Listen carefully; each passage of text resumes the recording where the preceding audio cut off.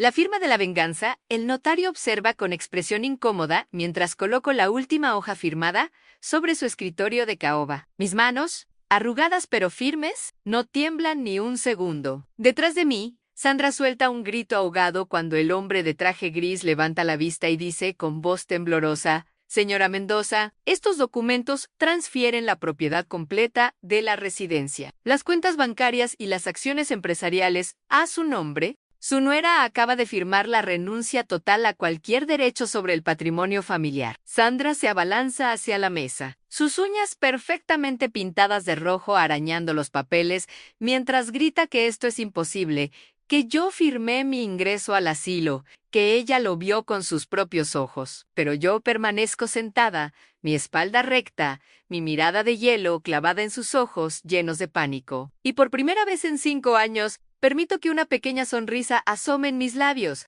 Pero para entender cómo llegamos a este punto, es preciso volver exactamente 42 días atrás, a esa tarde de octubre que cambió todo. Yo estaba en la cocina de mi propia casa, la casa que mi difunto esposo Ernesto y yo construimos ladrillo a ladrillo durante 30 años, preparando el guiso de lentejas que tanto le gustaba a mi hijo Roberto. Mis 65 años pesaban más de lo habitual ese día, quizás por la lluvia que anunciaba la artritis en mis rodillas, quizás por la tensión que había crecido como un tumor maligno en el ambiente familiar. Sandra, mi nuera, había entrado a la cocina con esos tacones que siempre me parecieron demasiado altos para caminar por una casa, demasiado pretenciosos para una mujer que nunca había trabajado un día en su vida. «Marta», había dicho con esa voz melosa que utilizaba cuando quería algo, «necesitamos hablar sobre tu situación». Mi situación. Como si yo fuera un problema que resolver, una ecuación matemática que no cuadraba en su vida perfecta. Me había girado desde la estufa,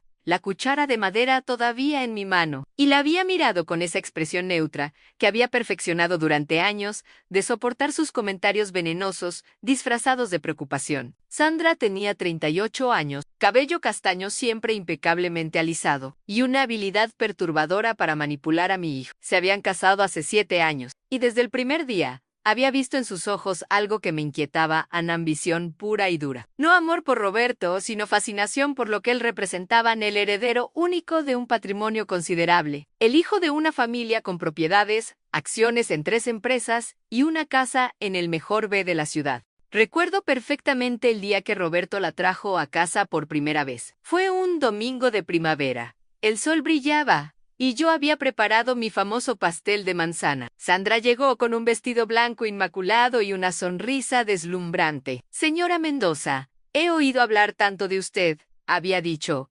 extendiendo su mano perfectamente manicurada. Pero cuando Roberto no miraba, cuando él estaba distraído ayudándome en la cocina, la había visto recorrer la casa con la mirada, evaluando, calculando, inventariando cada cuadro, cada mueble, cada objeto de valor, como si ya fueran suyos. Ernesto todavía vivía entonces, aunque su salud ya se deterioraba. Él también había notado algo extraño en Sandra. Una noche, acostados en nuestra cama, me había susurrado: «Ann, esa muchacha no quiere a nuestro hijo. Marta, Ann quiere lo que tenemos». Yo había tratado de defenderla, de darle el beneficio de la duda, pero Ernesto tenía ese instinto que desarrollan las personas después de décadas de experiencia en el mundo. «Ten cuidado con ella», me había advertido. «Si algo me pasa, mantén los ojos bien abiertos». 3 meses después, Ernesto sufría el infarto que se lo llevaría para siempre. El funeral fue elegante, como correspondía a un hombre respetado en la comunidad.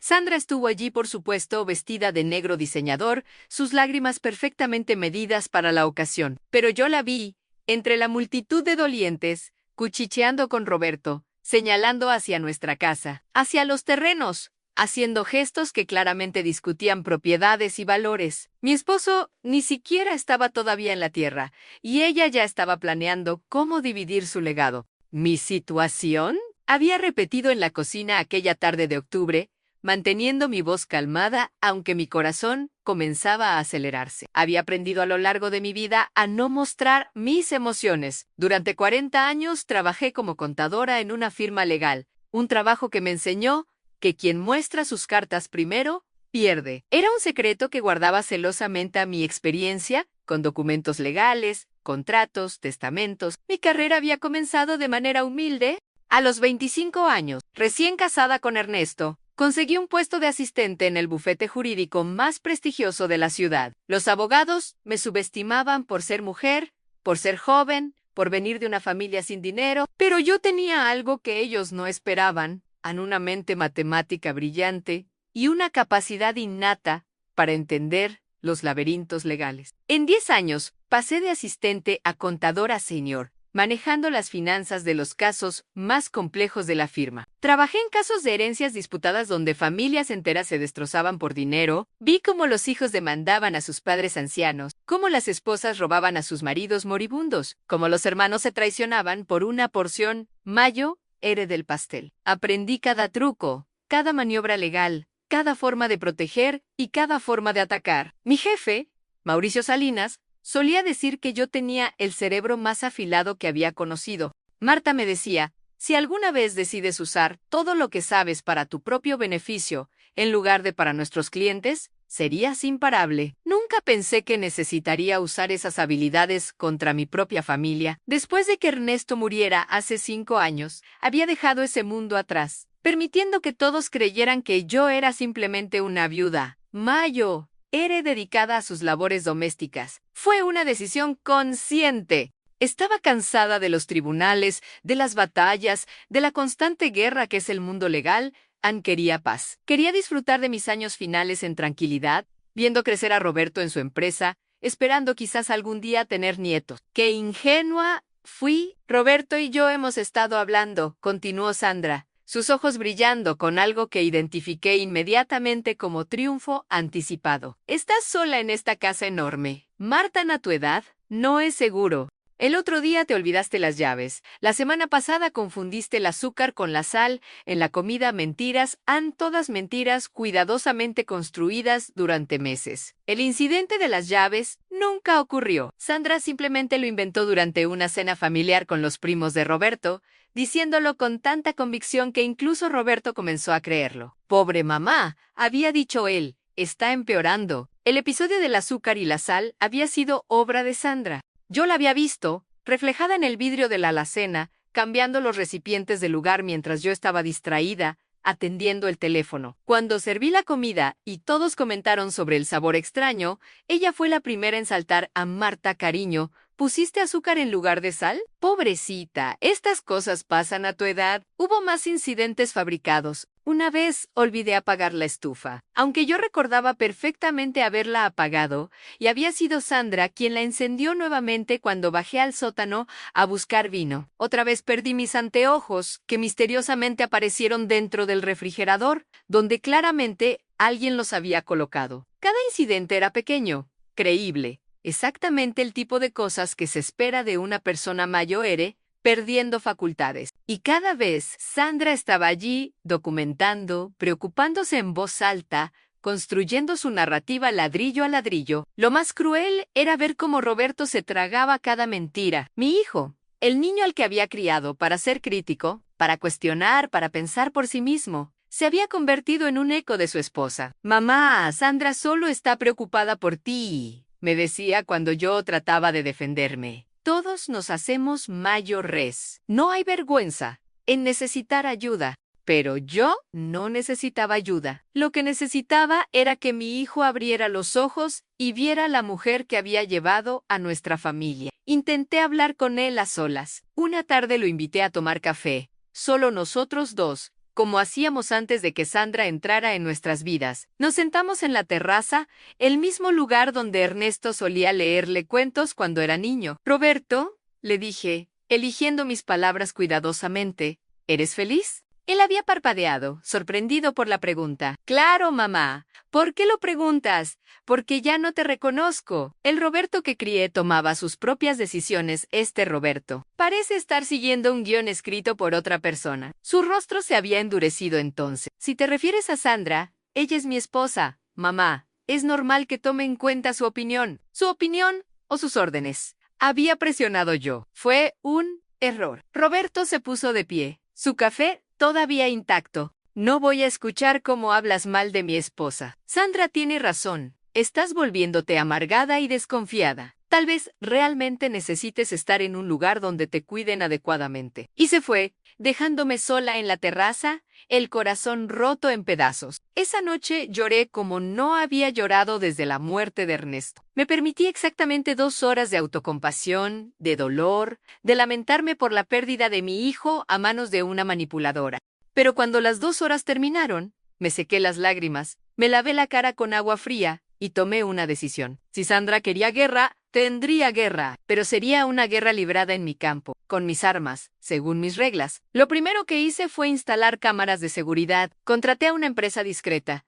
Les dije que era por seguridad después de algunos robos en el vecindario. Las cámaras eran pequeñas, prácticamente invisibles, colocadas estratégicamente en toda la casa. Sala, cocina, mi estudio, incluso mi dormitorio. Todo quedaba grabado y respaldado automáticamente en la nube. Sandra y Roberto no tenían idea de que cada conversación, cada acción, cada uno de sus movimientos quedaba registrado. Lo segundo fue reconectar con mi antigua vida. Llamé a Mauricio Salinas, mi ex jefe, quien ahora era socio principal de la firma. Marta Mendoza. Su voz sonó encantada al teléfono. Pensé que te habías retirado permanentemente al mundo de las mermeladas caseras y el tejido. Resulta que el retiro es aburrido, Mauricio. Necesito tu ayuda con un asunto delicado. Nos reunimos en su oficina, un espacio elegante, en el piso 20 de un edificio moderno. Le conté todo. Sandra. Los incidentes fabricados, mi sospecha de que planeaba declararme incapacitada para tomar control de mi patrimonio. Mauricio escuchó con esa atención intensa que lo hacía tan buen abogado. Cuando terminé, se reclinó en su silla de cuero, los dedos entrelazados bajo su barbilla. Es un caso clásico de abuso de ancianos con intento de apropiación indebida. Desafortunadamente, es sorprendentemente común. ¿Y has hecho bien en venir a mí ahora? Antes de que ella haga su movimiento. ¿Qué me recomiendas?, pregunté. Que la dejes avanzar un poco más. Necesitamos que ella cometa un error documentable, algo que podamos usar legalmente. Mientras tanto, prepararemos nuestras propias defensas, revisaremos tu testamento, aseguraremos tus cuentas y crearemos algunas trampas legales ingeniosas. Durante las siguientes semanas, viví una doble vida. De día era la anciana confundida que Sandra quería que fuera. Olvidé nombres ocasionalmente, pregunté 2 veces lo mismo. Dejé una cacerola en el fuego unos minutos más de la cuenta, aunque siempre con las cámaras grabando para mostrar después que estos olvidos eran actuaciones conscientes. De noche, me convertía nuevamente en la Marta Mendoza que había sido anafilada, calculadora, implacable. Mauricio y yo nos reuníamos discretamente en cafeterías lejos de mi vecindario. Me trajo documentos para revisar, estrategias para discutir. ¿Estás disfrutando esto?, me dijo una tarde. Una sonrisa jugando en sus labios. ¿Se nota tanto?, respondí, y ambos reímos. Tenía razón. Una parte de mí, una parte que había estado dormida durante 5 años, había despertado. Era la parte que amaba el desafío intelectual, la estrategia, el juego del ajedrez legal. Y esta vez, las apuestas eran personales. Investigué a fondo las finanzas de Roberto y Sandra. Descubrí que habían acumulado deudas considerables. El estilo de vida lujoso de Sandra, los bolsos de diseñador, los zapatos caros, las cenas en restaurantes exclusivos, estaba financiado con tarjetas de crédito al límite. La empresa de Roberto, aunque exitosa en apariencia, tenía problemas de flujo de efectivo. Habían tomado préstamos usando la casa como garantía, préstamos que yo no había autorizado, pero que llevaban mi firma. Una firma que claramente era falsificada, como confirmó un experto en grafología que Mauricio contrató. Esto es suficiente para presentar cargos criminales, dijo Mauricio, examinando los documentos del préstamo. Falsificación de firma en documentos financieros es un delito grave. Todavía no, respondí. Quiero ver hasta dónde está dispuesta a llegar. Quiero el cuadro completo antes de actuar. Él asintió, comprendiendo. En el mundo legal, la paciencia es a menudo la diferencia entre una victoria parcial y una victoria total. Comencé a notar más cosas. Sandra tenía reuniones regulares con alguien, reuniones que ocultaba cuidadosamente. Contraté a un investigador privado, un hombre discreto, recomendado por Mauricio. Lo que descubrió fue revelador. Sandra se reunía con Germán Valdés, un abogado de mala reputación conocido por especializarse en casos dudosos de tutela y conservadurías, era un hombre que había sido sancionado varias veces por el Colegio de Abogados, pero que seguía operando en las sombras del sistema legal. El investigador logró fotografiar uno de sus encuentros en un café del centro. En las fotos, Sandra le mostraba documentos a Valdés, documentos que parecían ser reportes médicos. Mi investigador, siendo creativo, logró acercarse lo suficiente para escuchar fragmentos de la conversación. Sandra estaba buscando un médico que certificara mi supuesta incapacidad mental. Valdés le estaba dando nombres, médicos sin escrúpulos dispuestos a firmar cualquier diagnóstico por el precio correcto. «Esto se está volviendo serio», comentó Mauricio cuando le mostré las fotos y el reporte del investigador. «Si consiguen una certificación médica fraudulenta, podrían moverte a una institución antes de que puedas defenderte legalmente». «Lo sé», respondí, sintiendo un escalofrío a pesar del sol que entraba por la ventana de su oficina. «Por eso, necesitamos adelantarnos. ¿Puedes conseguirme una evaluación médica real, con médicos de verdad?» «Ya está arreglado. Mañana tienes cita con el doctor Ramírez, el neurólogo más respetado de la ciudad. Te hará una evaluación cognitiva completa». La evaluación fue exhaustiva. El doctor Ramírez, un hombre amable de unos 50 años, me sometió a una batería de pruebas en memoria. Razonamiento lógico, funciones ejecutivas, orientación espaciotemporal. Pasé 3 horas respondiendo preguntas, resolviendo acertijos, recordando secuencias de números. Al final, el doctor sonrió. «Señora Mendoza, su función cognitiva está en el percentil 95 para su edad. Su mente está más afilada que la de muchas personas 30 años más jóvenes. No hay absolutamente ninguna evidencia de deterioro cognitivo, demencia o cualquier otra condición que pudiera justificar una tutela». Ese reporte médico se convirtió en una de mis armas más poderosas. Lo guardé en la caja fuerte de Mauricio, junto con las grabaciones de las cámaras, las evidencias de la falsificación de firma, las fotos de Sandra con el abogado corrupto y todos los otros documentos que habíamos recopilado. Nuestro arsenal crecía día a día, pero Sandra también estaba ocupada construyendo su caso. La vi aumentar la frecuencia de los incidentes. Una tarde, llamó a una ambulancia, alegando que yo había tenido un episodio de confusión y no recordaba dónde estaba.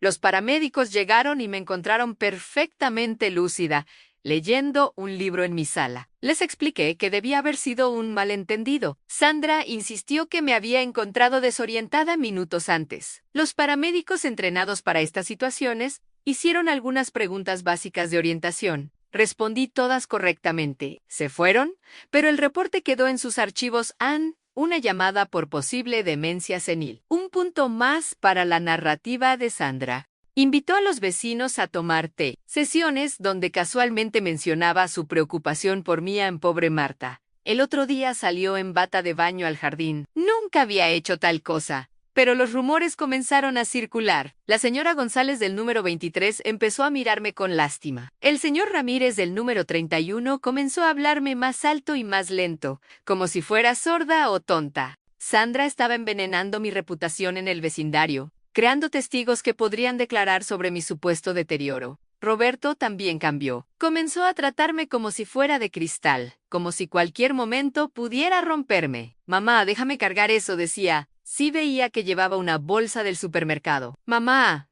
¿estás segura de que puedes subir las escaleras sola?». Cada pregunta, cada gesto de preocupación exagerada, era otro clavo en el ataúd de mi independencia. Y lo peor era que él probablemente creía que estaba ayudando, que estaba siendo un buen hijo. No veía que era un peón en el juego de Sandra. Una noche, escuché una conversación entre ellos. Las cámaras no solo grababan video, sino también audio. Estaban en su habitación, preparándose para dormir. «¿Cuándo va a pasar todo esto?», preguntaba Roberto, sonando cansado. «Pronto. Amor en el doctor Medina ya aceptó hacer la evaluación. Dirá lo que necesitamos que diga. Luego, es solo cuestión de presentar los papeles ante el juez». «No sé, Sandra, me siento mal por esto». «¿Te sientes mal por proteger a tu madre? ¿Por asegurarte de que esté bien cuidada?» «Roberto, estás siendo egoísta. Piensa en ella, no en tu culpa». Era magistral. Tenía que admitirlo. Sandra había revertido completamente la situación, convirtiendo su codicia en una aparente preocupación altruista. Y Roberto, mi pobre Roberto, no tenía las herramientas para ver a través de la manipulación. Ernesto había sido un hombre fuerte, un líder natural. Roberto había heredado su bondad, pero no su fortaleza. Era un hombre fundamentalmente bueno, pero débil. El tipo de persona que los manipuladores aman porque son fáciles de moldear. Mauricio y yo refinamos nuestro plan. Necesitamos dejarla hacer su movimiento, dijo, pero controlando el entorno. Cuando traiga los papeles para que firmes, ese será el momento. Pero necesitamos asegurarnos de que lo que termine firmando sea lo que nosotros queremos, no lo que ella quiere. Un cambiazo, dije, sonriendo ante la ironía. Exactamente, el mismo truco que los estafadores han usado durante siglos, pero esta vez para un propósito justo. Pasamos días preparando los documentos falsos. Tenían que ser perfectos, idénticos en apariencia a los que esperábamos que Sandra trajera. Mauricio utilizó sus contactos en la firma para recrear el formato exacto de los documentos estándar de ingreso a residencias de ancianos, pero el contenido fue modificado ingeniosamente. En lugar de que yo cediera mis derechos, los documentos harían que Sandra cediera los suyos. En lugar de autorizar mi ingreso a un asilo, autorizaría su renuncia a cualquier reclamación sobre el patrimonio familiar. Es arriesgado, advirtió Mauricio. Si ella revisa los documentos cuidadosamente después de que los firmes, lo notará. No lo hará, respondí con confianza. La conozco. En el momento en que crea que he firmado, su victoria será tan completa, tan total, que no se molestará en verificar. La arrogancia es su talón de Aquiles, Mauricio, y vamos a explotarlo sin piedad. El día llegó exactamente 2 semanas después de aquella conversación. Era un martes por la tarde. Recuerdo el detalle porque los martes siempre había un programa de cocina en la televisión que me gustaba ver. Uno de los pocos placeres que me permitía en mi actuación de anciana decadente. Sandra irrumpió en la sala con una carpeta azul bajo el brazo y una sonrisa que no llegaba a sus ojos. Marta, tengo buenas noticias, anunció, sentándose a mi lado en el sofá sin esperar invitación. Hemos conseguido una plaza en Otoño Dorado. Es urgente. Debemos firmar hoy mismo o la perdemos. Son solo unos formularios simples de ingreso. Colocó la carpeta sobre la mesa de café frente a mí, abriéndola para revelar un montón de documentos con marcadores de colores, indicando dónde firmar. Mi corazón se aceleró, pero mantuve mi rostro cuidadosamente neutral, mis manos ligeramente temblorosas como correspondía a mi personaje. ¿Dónde está Roberto?, pregunté con voz débil. En el trabajo, cariño, pero él ya dio su aprobación. Solo necesitamos tu firma aquí, aquí y aquí. Sus uñas rojas golpeaban impacientes los marcadores. Había caído en mi trampa perfectamente. Al venir sola, sin Roberto, confiaba en poder manipularme sin testigos que pudieran cuestionar su versión de los eventos. Tomé los documentos con manos que fingía inseguras y comencé a leer. Sandra suspiró con impaciencia. Marta, son muchas páginas. Está todo en orden. Son formularios estándar. El notario viene en 1 hora para certificar las firmas. Pero yo seguí leyendo. Cada palabra, cada cláusula. Y lo que encontré confirmó mis peores sospechas y superó mis expectativas más oscuras. No eran simples formularios de ingreso a una residencia. Eran documentos de transferencia de poder, de cesión de propiedades, de renuncia a derechos sobre mi propio patrimonio. Había documentos que me declaraban incapaz de manejar mis propios asuntos. Había autorizaciones para que Sandra accediera a todas mis cuentas bancarias. Había una transferencia de la escritura de la casa a nombre de Roberto y Sandra. Había incluso un poder notarial general que les daba control total sobre cualquier decisión médica, financiera o legal que me concerniera. Era brillante en su maldad. Tenía que admitirlo. Una vez firmados ante notario, estos documentos serían legalmente vinculantes. Yo estaría en un asilo, sin recursos, sin hogar, sin poder legal alguno, mientras ellos disfrutaban del fruto de décadas de trabajo mío y de Ernesto. La belleza del plan desde su perspectiva era que yo no podría protestar sin parecer la anciana confundida que ellos habían pintado ante todos. Cualquier intento de revertir los documentos sería interpretado como las quejas de una mujer senil que no entendía lo que había firmado. Pero Sandra había cometido un error fundamental. Había asumido que yo era realmente la anciana incompetente de su narrativa. Había asumido que no leería o no entendería los documentos. Había asumido que su victoria era inevitable, y esas asunciones serían su perdición. «Dame un bolígrafo», dije finalmente, y vi cómo los ojos de Sandra brillaban con victoria. Me pasó su pluma cara. esa pluma de marca que siempre llevaba como símbolo de estatus. Los documentos que yo había preparado estaban escondidos entre los cojines del sofá, colocados allí esa mañana en anticipación de este momento exacto. Comencé a firmar, mi mano moviéndose lentamente sobre cada línea marcada, pero con cada firma, mis dedos trabajaban debajo de la mesa de café, deslizando páginas de la carpeta de Sandra y reemplazándolas con las mías. Era un acto de prestidigitación perfeccionado durante días de práctica. Mauricio me había ayudado a ensayar el movimiento una y otra vez hasta que lo podía hacer con los ojos cerrados. Las páginas eran idénticas en peso y textura. Los bordes estaban cortados exactamente igual. Solo el contenido textual era diferente, y Sandra estaba tan enfocada en su teléfono, probablemente enviándole a Roberto un mensaje de triunfo, que no notó nada. La tensión era insoportable. Cada segundo sentía que ella miraría hacia abajo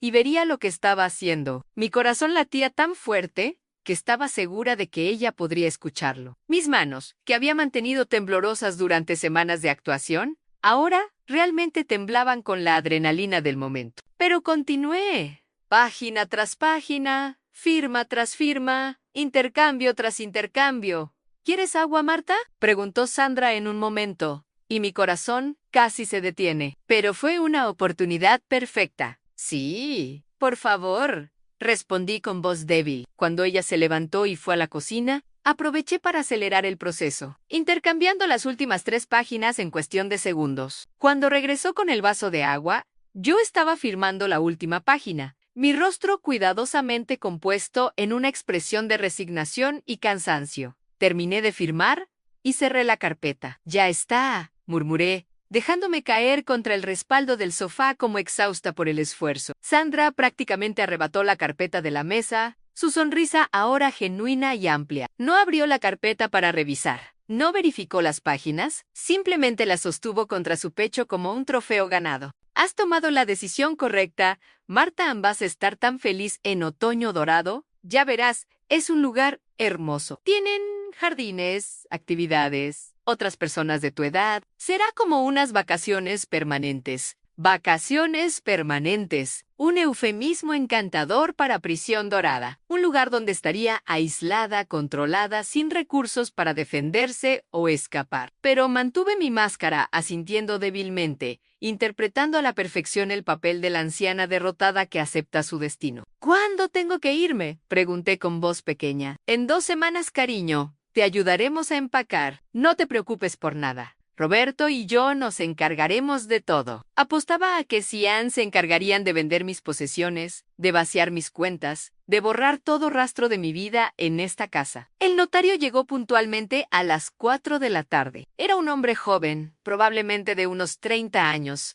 con un maletín de cuero sintético y una actitud nerviosa. Se presentó como Andrés Torres, notariu certificado. Sandra había elegido bien. Alguien joven e inexperto, que no haría demasiadas preguntas incómodas, que no tendría la experiencia para detectar irregularidades sutiles, que estaría más interesado en cobrar su honorario que en verificar la ética de la transacción. Señora Mendoza, dijo con una sonrisa profesional pero tensa, necesito verificar su identidad y asegurarme de que comprende los documentos que está firmando. Mostré mi identificación. ¿Comprende usted lo que estos documentos significan?, preguntó, cumpliendo con el protocolo mínimo. Sí, respondí con voz suave. Estoy ingresando a una residencia de ancianos. Técnicamente no era mentira. Los documentos mencionaban algo sobre residencias, aunque en un contexto completamente diferente al que él o Sandra imaginaban. Él revisó superficialmente los documentos. Su mirada pasó sobre las páginas sin realmente leerlas, verificando solo que las firmas estuvieran en los lugares correctos. Que la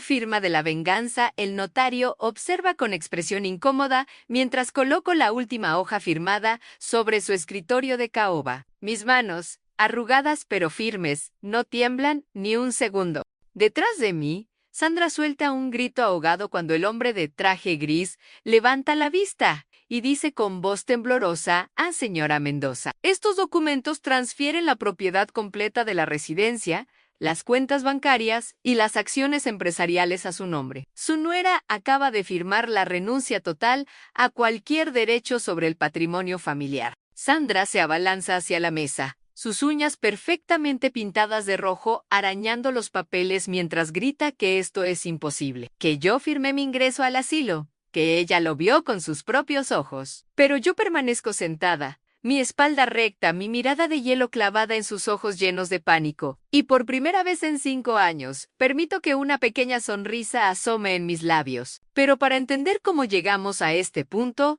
es preciso volver exactamente 42 días atrás, a esa tarde de octubre que cambió todo. Yo estaba en la cocina de mi propia casa, la casa que mi difunto esposo Ernesto y yo construimos ladrillo a ladrillo durante 30 años, preparando el guiso de lentejas que tanto le gustaba a mi hijo Roberto. Mis 65 años pesaban más de lo habitual ese día, quizás por la lluvia que anunciaba la artritis en mis rodillas, quizás por la tensión que había crecido como un tumor maligno en el ambiente familiar. Sandra, mi nuera, había entrado a la cocina con esos tacones que siempre me parecieron demasiado altos para caminar por una casa, demasiado pretenciosos para una mujer que nunca había trabajado un día en su vida. Marta, había dicho con esa voz melosa que utilizaba cuando quería algo, necesitamos hablar sobre tu situación. Mi situación. Como si yo fuera un problema que resolver, una ecuación matemática que no cuadraba en su vida perfecta. Me había girado desde la estufa,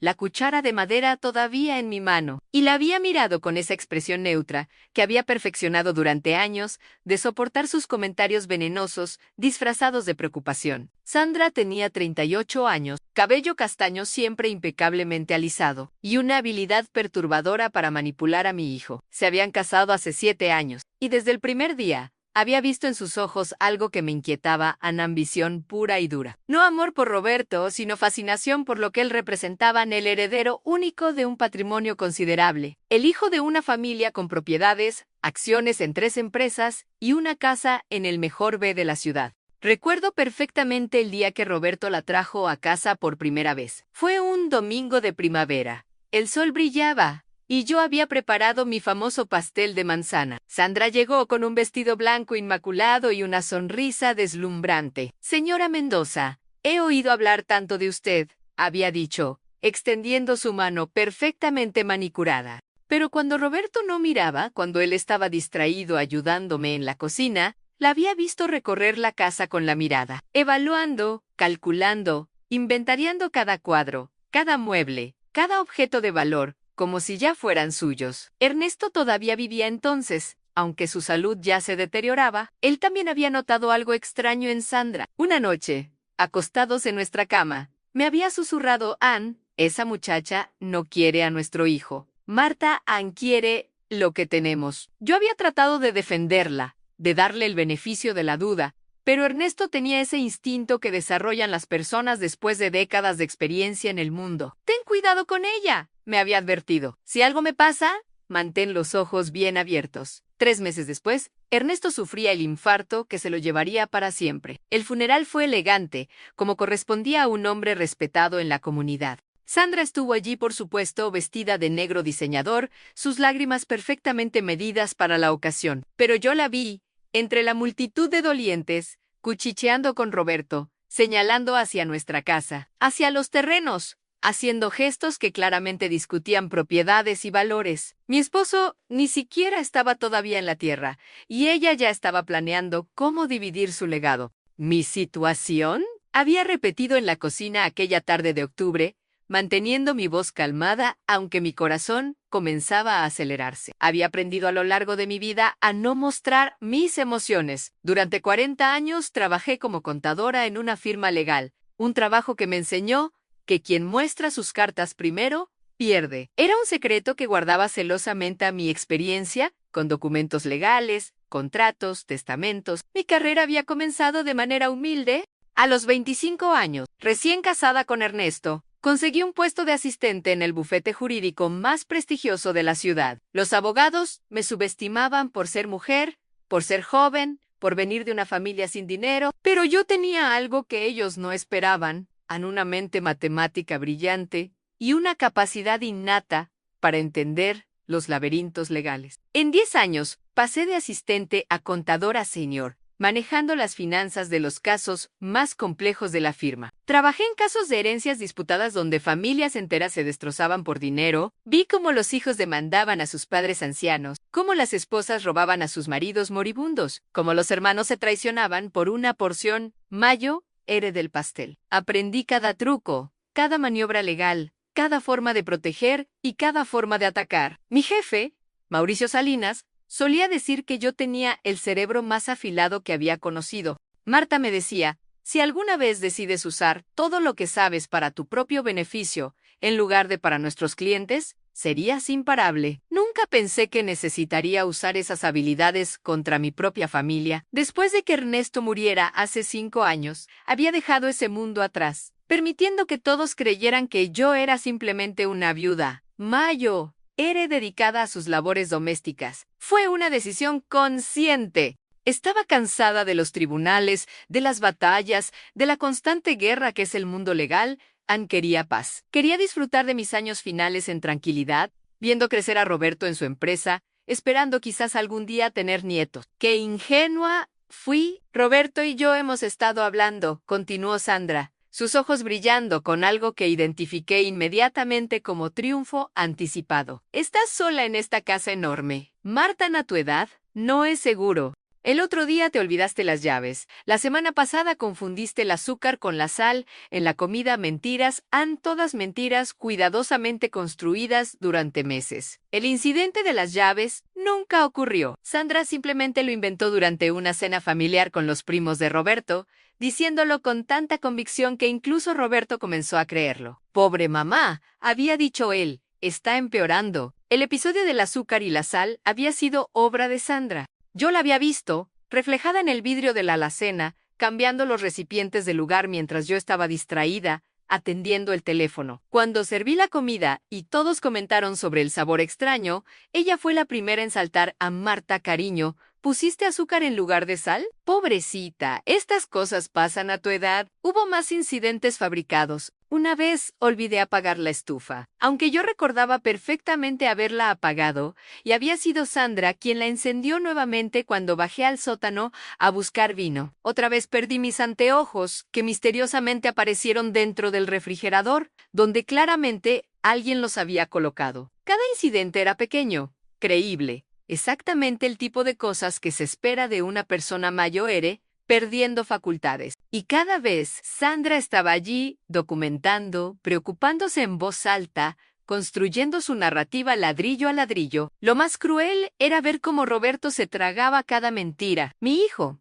el niño al que había criado para ser crítico, para cuestionar, para pensar por sí mismo, se había convertido en un eco de su esposa. Mamá, Sandra solo está preocupada por ti, me decía cuando yo trataba de defenderme. Todos nos hacemos mayores. No hay vergüenza en necesitar ayuda, pero yo no necesitaba ayuda. Lo que necesitaba era que mi hijo abriera los ojos y viera la mujer que había llevado a nuestra familia. Intenté hablar con él a solas. Una tarde lo invité a tomar café, solo nosotros dos, como hacíamos antes de que Sandra entrara en nuestras vidas. Nos sentamos en la terraza, el mismo lugar donde Ernesto solía leerle cuentos cuando era niño. Roberto, le dije, eligiendo mis palabras cuidadosamente, ¿eres feliz? Él había parpadeado, sorprendido por la pregunta. Claro, mamá. ¿Por qué lo preguntas? Porque ya no te reconozco. El Roberto que crié tomaba sus propias decisiones. Este Roberto parece estar siguiendo un guión escrito por otra persona. Su rostro se había endurecido entonces. Si te refieres a Sandra, ella es mi esposa, mamá. Es normal que tome en cuenta su opinión. ¿Su opinión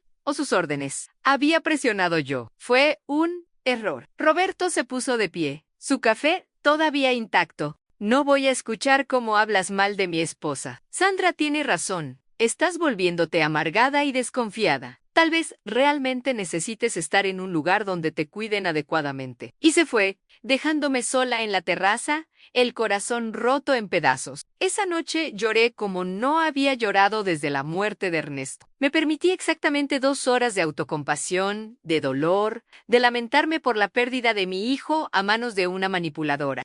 Pero cuando las 2 horas terminaron, me sequé las lágrimas, me lavé la cara con agua fría y tomé una decisión. Si Sandra quería guerra, Tendría guerra, pero sería una guerra librada en mi campo, con mis armas, según mis reglas. Lo primero que hice fue instalar cámaras de seguridad. Contraté a una empresa discreta.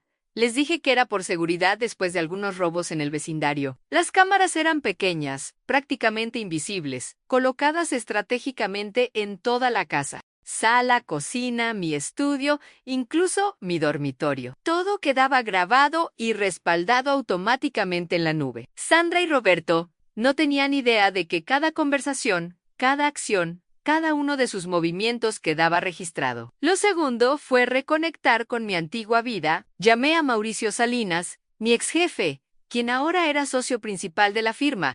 Marta Mendoza, su voz sonó encantada al teléfono. Pensé que te habías retirado permanentemente al mundo de las mermeladas caseras y el tejido. Resulta que el retiro es aburrido, Mauricio. Necesito tu ayuda con un asunto delicado. Nos reunimos en su oficina, un espacio elegante, en el piso 20 de un edificio moderno. Le conté todo. Sandra, los incidentes fabricados, mi sospecha de que planeaba declararme incapacitada para tomar control de mi patrimonio. Mauricio escuchó con esa atención intensa que lo hacía tan buen abogado. Cuando terminé, se reclinó en su silla de cuero, los dedos entrelazados bajo su barbilla. Es un caso clásico de abuso de ancianos con intento de apropiación indebida. Desafortunadamente es sorprendentemente común. ¿Y has hecho bien en venir a mí ahora? Antes de que ella haga su movimiento. ¿Qué me recomiendas?, pregunté. Que la dejes avanzar un poco más. Necesitamos que ella cometa un error documentable, algo que podamos usar legalmente. Mientras tanto, prepararemos nuestras propias defensas. Revisaremos tu testamento, aseguraremos tus cuentas y crearemos algunas trampas legales ingeniosas. Durante las siguientes semanas, viví una doble vida. De día era la anciana confundida que Sandra quería que fuera. Olvidé nombres ocasionalmente, pregunté 2 veces lo mismo. Dejé una cacerola en el fuego unos minutos más de la cuenta, aunque siempre con las cámaras grabando para mostrar después que estos olvidos eran actuaciones conscientes. De noche, me convertía nuevamente en la Marta Mendoza que había sido anafilada, calculadora, implacable. Mauricio y yo nos reuníamos discretamente en cafeterías lejos de mi vecindario. Me trajo documentos para revisar, estrategias para discutir. ¿Estás disfrutando esto?, me dijo una tarde. Una sonrisa jugando en sus labios. ¿Se nota tanto?, respondí, y ambos reímos. Tenía razón. Una parte de mí, una parte que había estado dormida durante 5 años, había despertado. Era la parte que amaba el desafío intelectual, la estrategia, el juego del ajedrez legal. Y esta vez, las apuestas eran personales. Investigué a fondo las finanzas de Roberto y Sandra. Descubrí que habían acumulado deudas considerables. El estilo de vida lujoso de Sandra, los bolsos de diseñador, los zapatos caros, las cenas en restaurantes exclusivos, estaba financiado con tarjetas de crédito al límite. La empresa de Roberto, aunque exitosa en apariencia, tenía problemas de flujo de efectivo. Habían tomado préstamos usando la casa como garantía, préstamos que yo no había autorizado, pero que llevaban mi firma. Una firma que claramente era falsificada, como confirmó un experto en grafología que Mauricio contrató. Esto es suficiente para presentar cargos criminales, dijo Mauricio, examinando los documentos del préstamo. Falsificación de firma en documentos financieros es un delito grave. Todavía no, respondí. Quiero ver hasta dónde está dispuesta a llegar. Quiero el cuadro completo antes de actuar. Él asintió, comprendiendo. En el mundo legal, la paciencia es a menudo la diferencia entre una victoria parcial y una victoria total. Comencé a notar más cosas. Sandra tenía reuniones regulares con alguien, reuniones que ocultaba cuidadosamente. Contraté a un investigador privado, un hombre discreto, recomendado por Mauricio. Lo que descubrió fue revelador. Sandra se reunía con Germán Valdés, un abogado de mala reputación conocido por especializarse en casos dudosos de tutela y conservadurías. Era un hombre que había sido sancionado varias veces por el Colegio de Abogados, pero que seguía operando en las sombras del sistema legal. El investigador logró fotografiar uno de sus encuentros en un café del centro. En las fotos, Sandra le mostraba documentos a Valdés, documentos que parecían ser reportes médicos. Mi investigador, siendo creativo, Logró acercarse lo suficiente para escuchar fragmentos de la conversación. Sandra estaba buscando un médico que certificara mi supuesta incapacidad mental. Valdés le estaba dando nombres, médicos sin escrúpulos dispuestos a firmar cualquier diagnóstico por el precio correcto. Esto se está volviendo serio, comentó Mauricio cuando le mostré las fotos y el reporte del investigador. Si consiguen una certificación médica fraudulenta, podrían moverte a una institución antes de que puedas defenderte legalmente. Lo sé, respondí, sintiendo un escalofrío a pesar del sol que entraba por la ventana de su oficina. Por eso, necesitamos adelantarnos. ¿Puedes conseguirme una evaluación médica real, con médicos de verdad? Ya está arreglado. Mañana tienes cita con el doctor Ramírez, el neurólogo más respetado de la ciudad. Te hará una evaluación cognitiva completa. La evaluación fue exhaustiva. El doctor Ramírez, un hombre amable de unos 50 años, me sometió a una batería de pruebas en memoria. Razonamiento lógico, funciones ejecutivas, orientación espaciotemporal. Pasé 3 horas respondiendo preguntas, resolviendo acertijos, recordando secuencias de números. Al final, el doctor sonrió. Señora Mendoza, su función cognitiva está en el percentil 95 para su edad. Su mente está más afilada que la de muchas personas 30 años más jóvenes. No hay absolutamente ninguna evidencia de deterioro cognitivo, demencia o cualquier otra condición que pudiera justificar una tutela. Ese reporte médico se convirtió en una de mis armas más poderosas. Lo guardé en la caja fuerte de Mauricio, junto con las grabaciones de las cámaras, las evidencias de la falsificación de firma, las fotos de Sandra con el abogado corrupto y todos los otros documentos que habíamos recopilado. Nuestro arsenal crecía día a día, pero Sandra también estaba ocupada construyendo su caso. La vi aumentar la frecuencia de los incidentes. Una tarde, llamó a una ambulancia, alegando que yo había tenido un episodio de confusión y no recordaba dónde estaba.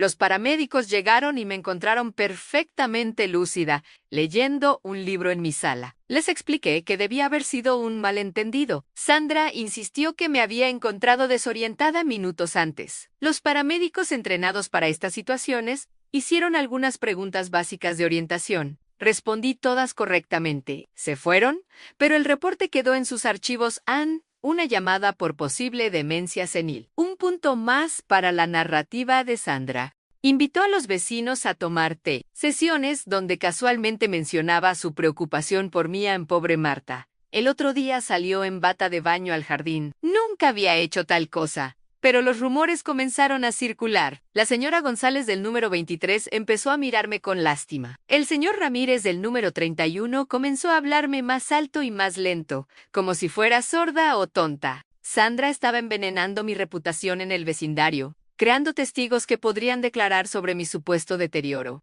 Roberto también cambió. Comenzó a tratarme como si fuera de cristal, como si cualquier momento pudiera romperme. Mamá, déjame cargar eso, decía. Sí veía que llevaba una bolsa del supermercado. Mamá, ¿estás segura de que puedes subir las escaleras sola? Cada pregunta, cada gesto de preocupación exagerada, era otro clavo en el ataúd de mi independencia. Y lo peor era que él probablemente creía que estaba ayudando, que estaba siendo un buen hijo. No veía que era un peón en el juego de Sandra. Una noche, escuché una conversación entre ellos. Las cámaras no solo grababan video, sino también audio. Estaban en su habitación, preparándose para dormir. ¿Cuándo va a pasar todo esto?, preguntaba Roberto, sonando cansado. Pronto. Amor en el doctor Medina ya aceptó hacer la evaluación. Dirá lo que necesitamos que diga. Luego, es solo cuestión de presentar los papeles ante el juez. No sé, Sandra, me siento mal por esto. ¿Te sientes mal por proteger a tu madre?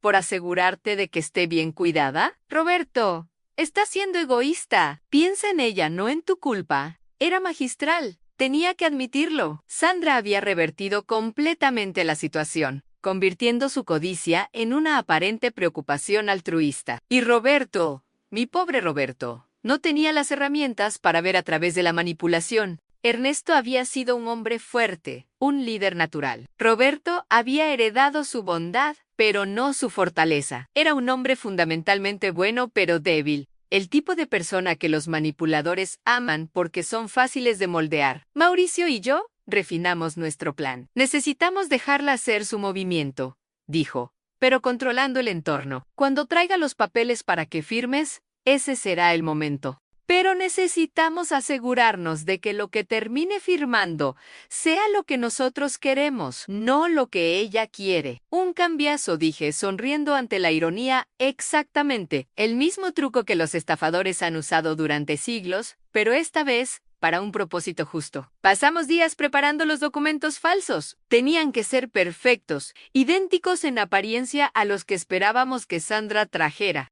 Mauricio utilizó sus contactos en la firma para recrear el formato exacto de los documentos estándar de ingreso a residencias de ancianos, pero el contenido fue modificado ingeniosamente. En lugar de que yo cediera mis derechos, los documentos harían que Sandra cediera los suyos. En lugar de autorizar mi ingreso a un asilo, autorizaría su renuncia a cualquier reclamación sobre el patrimonio familiar. Es arriesgado, advirtió Mauricio. Si ella revisa los documentos cuidadosamente después de que los firmes, lo notará. No lo hará, respondí con confianza. La conozco. En el momento en que crea que he firmado, su victoria será tan completa, tan total, que no se molestará en verificar. La arrogancia es su talón de Aquiles, Mauricio, y vamos a explotarlo sin piedad. El día llegó exactamente 2 semanas después de aquella conversación. Era un martes por la tarde. Recuerdo el detalle porque los martes siempre había un programa de cocina en la televisión que me gustaba ver. Uno de los pocos placeres que me permitía en mi actuación de anciana decadente. Sandra irrumpió en la sala con una carpeta azul bajo el brazo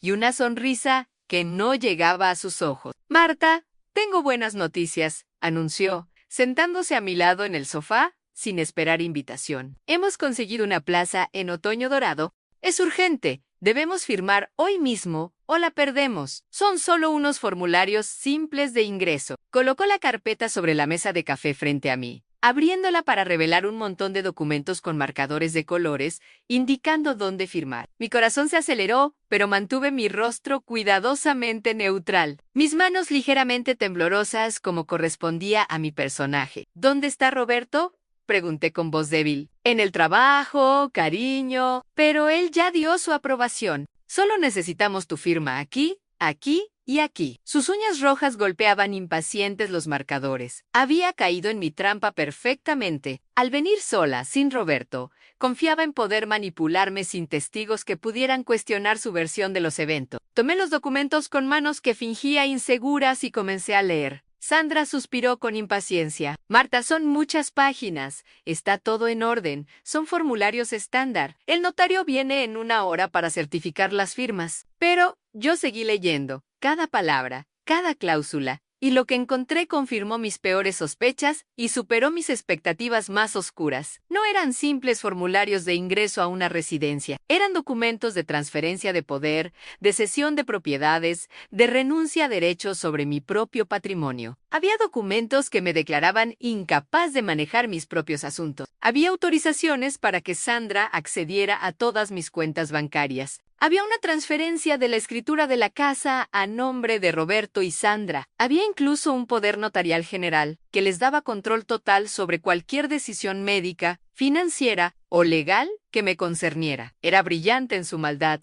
Tenía que admitirlo. Una vez firmados ante notario, estos documentos serían legalmente vinculantes. Yo estaría en un asilo, sin recursos, sin hogar, sin poder legal alguno, mientras ellos disfrutaban del fruto de décadas de trabajo mío y de Ernesto. La belleza del plan desde su perspectiva era que yo no podría protestar sin parecer la anciana confundida que ellos habían pintado ante todos. Cualquier intento de revertir los documentos sería interpretado como las quejas de una mujer senil que no entendía lo que había firmado. Pero Sandra había cometido un error fundamental. Había asumido que yo era realmente la anciana incompetente de su narrativa. Había asumido que no leería o no entendería los documentos. Había asumido que su victoria era inevitable, y esas asunciones serían su perdición. «Dame un bolígrafo», dije finalmente, y vi cómo los ojos de Sandra brillaban con victoria. Me pasó su pluma cara, esa pluma de marca que siempre llevaba como símbolo de estatus. Los documentos que yo había preparado estaban escondidos entre los cojines del sofá,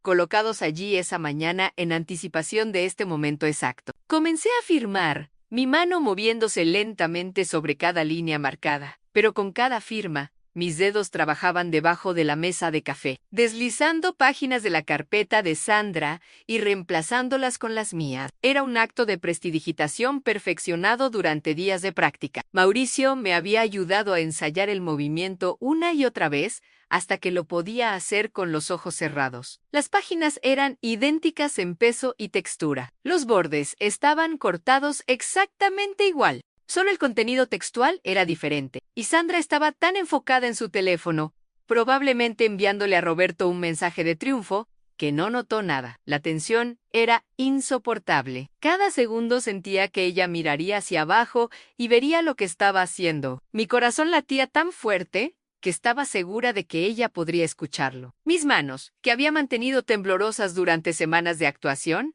ahora realmente temblaban con la adrenalina del momento. Pero continué. Página tras página, firma tras firma, intercambio tras intercambio. ¿Quieres agua, Marta?, preguntó Sandra en un momento, y mi corazón casi se detiene. Pero fue una oportunidad perfecta. Sí, por favor, respondí con voz débil. Cuando ella se levantó y fue a la cocina, aproveché para acelerar el proceso, intercambiando las últimas 3 páginas en cuestión de segundos. Cuando regresó con el vaso de agua, yo estaba firmando la última página, mi rostro cuidadosamente compuesto en una expresión de resignación y cansancio. Terminé de firmar y cerré la carpeta. «Ya está», murmuré, dejándome caer contra el respaldo del sofá como exhausta por el esfuerzo. Sandra prácticamente arrebató la carpeta de la mesa, su sonrisa ahora genuina y amplia. No abrió la carpeta para revisar. No verificó las páginas, simplemente las sostuvo contra su pecho como un trofeo ganado. «Has tomado la decisión correcta, Marta. Vas a estar tan feliz en Otoño Dorado. Ya verás, es un lugar hermoso. Tienen jardines, actividades, otras personas de tu edad. Será como unas vacaciones permanentes». Vacaciones permanentes, un eufemismo encantador para prisión dorada, un lugar donde estaría aislada, controlada, sin recursos para defenderse o escapar. Pero mantuve mi máscara, asintiendo débilmente, interpretando a la perfección el papel de la anciana derrotada que acepta su destino. «¿Cuándo tengo que irme?», pregunté con voz pequeña. «En 2 semanas, cariño. Te ayudaremos a empacar. No te preocupes por nada. Roberto y yo nos encargaremos de todo». Apostaba a que Cian se encargarían de vender mis posesiones, de vaciar mis cuentas, de borrar todo rastro de mi vida en esta casa. El notario llegó puntualmente a las 4 de la tarde. Era un hombre joven, probablemente de unos 30 años, con un maletín de cuero sintético y una actitud nerviosa. Se presentó como Andrés Torres, notariu certificado. Sandra había elegido bien. Alguien joven e inexperto, que no haría demasiadas preguntas incómodas, que no tendría la experiencia para detectar irregularidades sutiles, que estaría más interesado en cobrar su honorario que en verificar la ética de la transacción. «Señora Mendoza», dijo con una sonrisa profesional pero tensa, «necesito verificar su identidad y asegurarme de que comprende los documentos que está firmando». Mostré mi identificación. «¿Comprende usted lo que estos documentos significan?», preguntó, cumpliendo con el protocolo mínimo. «Sí», respondí con voz suave. «Estoy ingresando a una residencia de ancianos». Técnicamente no era mentira. Los documentos mencionaban algo sobre residencias, aunque en un contexto completamente diferente al que él o Sandra imaginaban. Él revisó superficialmente los documentos. Su mirada pasó sobre las páginas sin realmente leerlas, verificando solo que las firmas estuvieran en los lugares correctos, que las, y más importante, tenía razón de mi lado. No fue solo sobre el dinero o la casa, aunque esas cosas importaban. Fue sobre dignidad. Fue sobre negarse a ser víctima. Fue sobre demostrarle a mi hijo que la fortaleza no desaparece con la edad, que la justicia puede prevalecer cuando combinas paciencia con inteligencia. Y fue sobre el legado de Ernesto y mío, todo lo que construimos juntos, que no se merecía ser saqueado por alguien que nunca trabajó un día en su vida. A veces, en las tardes tranquilas como esta, me siento en la terraza con una taza de té, y pienso en todo lo que podría haber salido mal. Si Sandra hubiera revisado esos documentos, si el notario Torres hubiera sido más diligente, si yo hubiera cometido un solo error en mi actuación durante esas semanas, pero no lo hizo, no lo fue, Y no lo cometí, porque cuando estás defendiendo lo que más amas, cuando estás protegiendo el legado de toda una vida, no te permites errores. Roberto viene a visitarme cada domingo ahora. Traemos a Elena también. Ella cocina, algo para lo cual tiene un talento maravilloso, y cenamos en familia. Es diferente de cómo era cuando Ernesto vivía, cuando Roberto era un niño, pero es bueno en su propia manera. Estamos sanando, creciendo, construyendo algo nuevo sobre los escombros de lo que Sandra casi destruyó. Y en aquellos momentos cuando la conversación fluye fácilmente, cuando veo a Roberto reír genuinamente, cuando Elena me toma la mano y me dice gracias por aceptarme en su familia, sé que todo valió la pena. Cada momento de miedo durante esas semanas de planificación, cada lágrima que derramé en la soledad de mi habitación, cada vez que tuve que actuar como alguien que no era, todo valió la pena para llegar a este momento de paz. Esta casa, la casa que Ernesto y yo construimos, está llena de vida nuevamente. Ya no es el campo de batalla silencioso que fue durante el tiempo de Sandra, es un hogar otra vez. Y yo, Marta Mendoza, de 67 años, cabello blanco y expresión serena. Soy la guardiana de este hogar, la protectora de este legado y la abuela esperanzada de futuros nietos que, Dios mediante, llegarán en los próximos años. La historia podría haber terminado diferente. Podría estar en ese asilo ahora, olvidada, despojada de todo. Pero no lo estoy. Estoy aquí, en mi casa, rodeada de las memorias de una vida bien vivida y la promesa de más por venir. Y todo porque me negué a ser la víctima que Sandra necesitaba que fuera. Me negué a ser subestimado. Me negué a ir silenciosamente hacia la noche. A veces la justicia requiere paciencia. A veces requiere estrategia. A veces requiere tomar el arma de tu oponente y voltearlo en su contra. Sandra vino a mi casa con documentos diseñados para robarme todo. Salió habiendo firmado su propia sentencia. Hay una cierta poesía en eso, una simetría que satisface mi alma de contadora, que siempre ha apreciado cuando los números cuadran perfectamente. Y ahora, mientras el sol se pone sobre mi terraza, mientras tomo el último sorbo de mi té, me permite una pequeña sonrisa de satisfacción. No es orgullo. Exactamente. Es algo más profundo. Es la satisfacción de saber que defendí lo que era correcto, que protegí lo que era mío y que, en el proceso, salvé a mi hijo de un destino que lo habría destruido lentamente. La araña tejió su tela. La mosca cayó en la trampa. ¿Y la justicia? Esa fuerza esquiva que a veces parece imposible de alcanzar, prevaleció. No porque el sistema la garantizara, sino porque una mujer mayor decidió que su historia no terminaría como víctima. Decidió que las últimas páginas de su vida serían escritas con sus propios términos, no los de alguien más, y esa, al final, es la historia más importante de todas. No la de la venganza, aunque hubo elementos de eso. No la del dinero, aunque eso estaba en juego, sino la historia de reclamar tu poder cuando otros asumen que ya no lo tienes. La historia de demostrar que la experiencia y la astucia pueden vencer a la juventud y la arrogancia. La historia de una mujer que se negó a desaparecer. Esa soy yo, Marta Mendoza, y esta es mi historia.